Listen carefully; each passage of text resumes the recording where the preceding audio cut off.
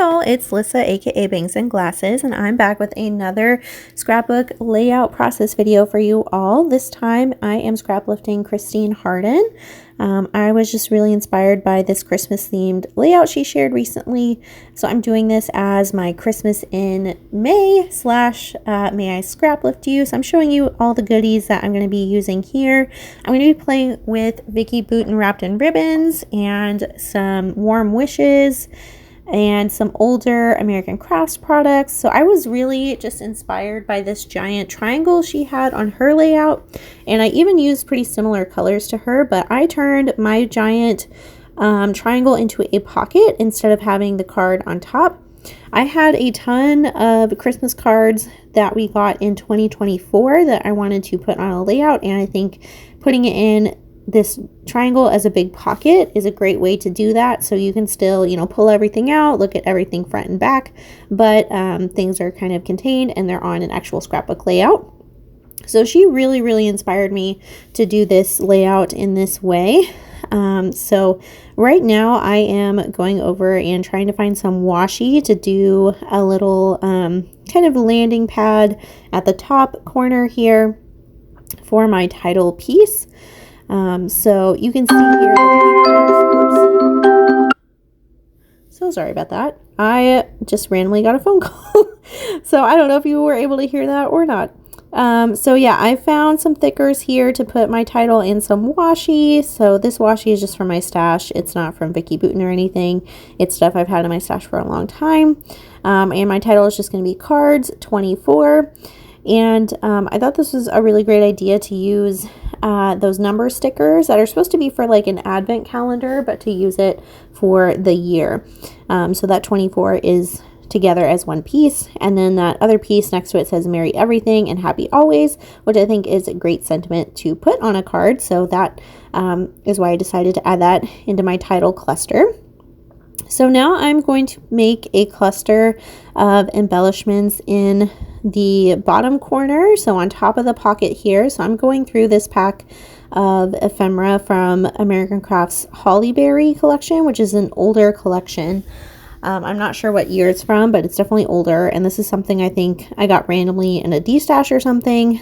So I don't have anything else from this collection except for this ephemera, and this ephemera is really cute. A lot of it's larger, which is kind of what I need for something of this scale, but I'm not really finding anything quite yet that I like. I do like this mistletoe or hollyberry leaves, so I may end up adding that. I feel like I did take just a lot of inspiration from what Christine did on her layout. I even used similar papers for mine. I love this giant white poinsettia paper from that Vicki Boutin collection. I've already used it on one layout as a background, so it was nice to use the other one on something where it was also prominently featured. And then the plaid paper that's around all of the outside is from Mambi. So Me and My Big Ideas. It was a Christmas paper pad called Joyful, which is something I also got in, I believe, a D-stash. So that is an older collection as well.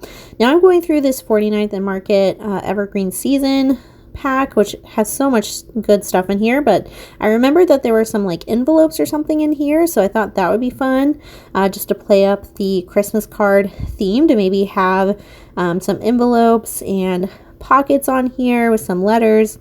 I thought that would be fun to add into an embellishment cluster. So oh my gosh, this pack has so much stuff in here. I feel like it's going to take me forever to use up all that stuff. But I find these pieces, I'm going to end up making this into a little pocket on top of the pocket. So it's like a double pocket situation. But this one will just be like an embellishment area. I'm not going to like journal on these things or anything. But I'm just going to stick that in there as like some letters that you would get in the little envelope. And I'll end up gluing and sticking that down. And I'll go ahead and stick those envelopes or letters down too, so they're not going to like be moving around, anything like that. So I'll take some time to go ahead and glue that, and I'm going to also embellish on top of that pocket that I just made. So I'm going to take some of these chipboard pieces from Vicki Boutin.